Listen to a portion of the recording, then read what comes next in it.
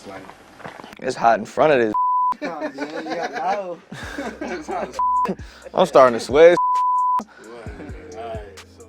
Snizzy on the beat, 25 years old, Grammy-nominated producer, multi-platinum. Did work with Lil Wayne, did work with Trey Songz, did work with 21 Savage.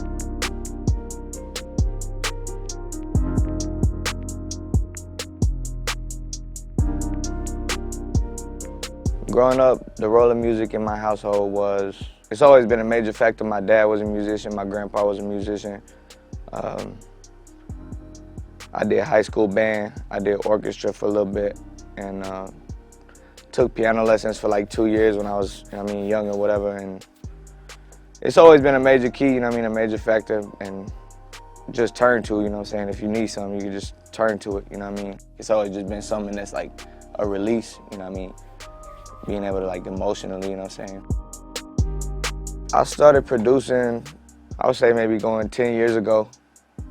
And my first beat now, if you ask me that now, my first beat probably sounded like Ish, but at the time, it was what it was, and I was just, but I've been probably producing for about like 10 years, 12 years, something like that.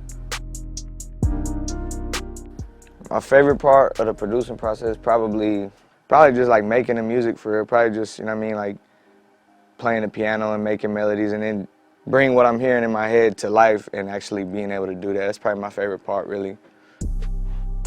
My main influences as a producer, my main influences is definitely Scott Storch as a producer. I fuck with Scott Storch heavy. And, just his whole story too, how he had everything, lost everything, and bounced back and continues to remain successful, That's 40.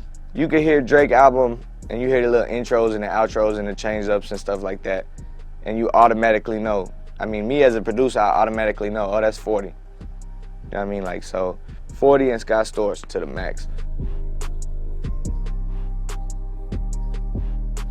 The vibe is so much better when you're working with the artist in the studio, and y'all can feed off one another, But,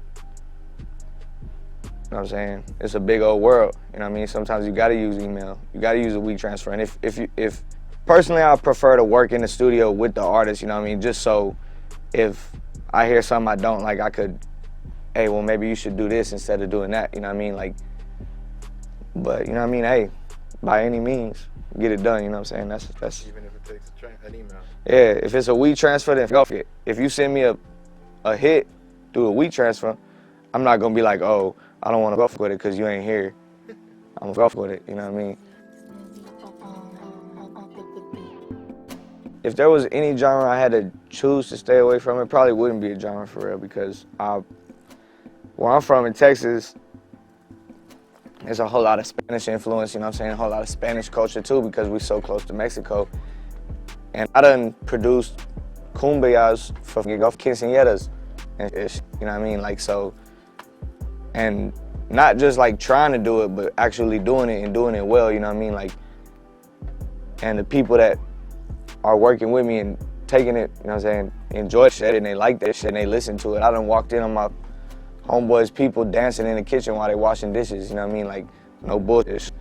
But I don't think there is no genre that I'll stay away from, because if I'm capable of bringing it to life for you, let's get it,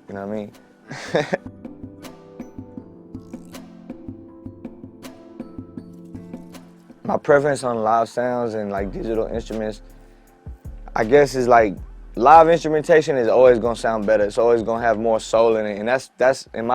I think that's a problem with like. It's not a problem, but like new wave of producing, you got access to so many kinds of instruments. You can have a piano and a bass and a keyboard and everything right there in the Fruity Loops. But that like, I feel like that like take the soul out of it. Like it's the live instrumentation is definitely more. I guess you could say soulful. If I had the option to do live instrumentation at all times, I probably would, but nowadays, the modern age of producing, you really don't even need live instruments. If I had advice to upcoming producers, like I said, I always keep a lawyer, keep an attorney, you know what I mean? And no matter how good it may seem or may sound,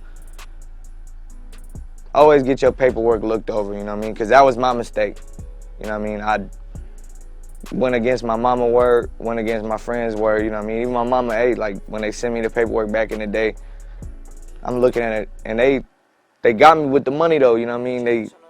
They threw the money in the equation, and it was a whole different story, you know what I mean?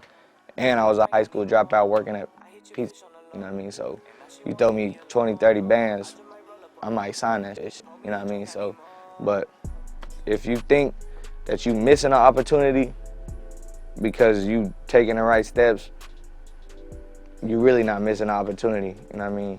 Like I was saying, remain true to yourself and stay confident, you know what I'm saying? How can anybody else believe in you if you don't believe in yourself? Yeah, I'm not gonna say no names, but it was a producer duo.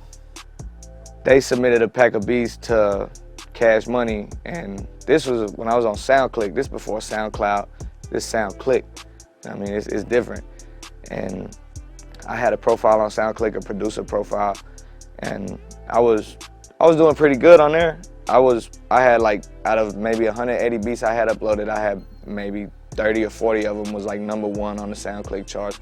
And at the time, you know what I mean, now it sounds irrelevant, but at the time, that's what it was, you know what I mean? But yeah, I had the beat for Wayne was on my SoundClick, and somehow these two people, I guess they just heard it or downloaded it, I don't know what the case, but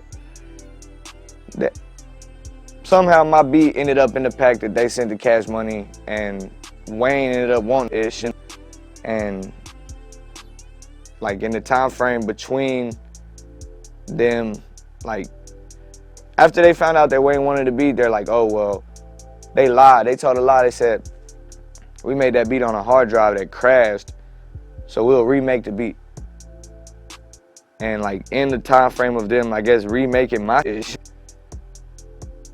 I found out about it, you know what I mean, and I sent the files through, and that's what it was, you know what I mean? So, hey, what happened to me, bro, you know what I'm saying? I don't want that shit. I wouldn't wish that shit on no other producer, young kid trying to make it, you know what I mean? And in all actuality, that's what it is, you know what I'm saying? A whole bunch of kids out here with a dream and an idea, you know what I mean? So, like I said, if you feel like you're gonna miss the opportunity because you gotta take the right steps legally to protect yourself, then it's not an opportunity, you know what I mean? If you feel like you're missing something because you can't do the right thing, it's probably not for you.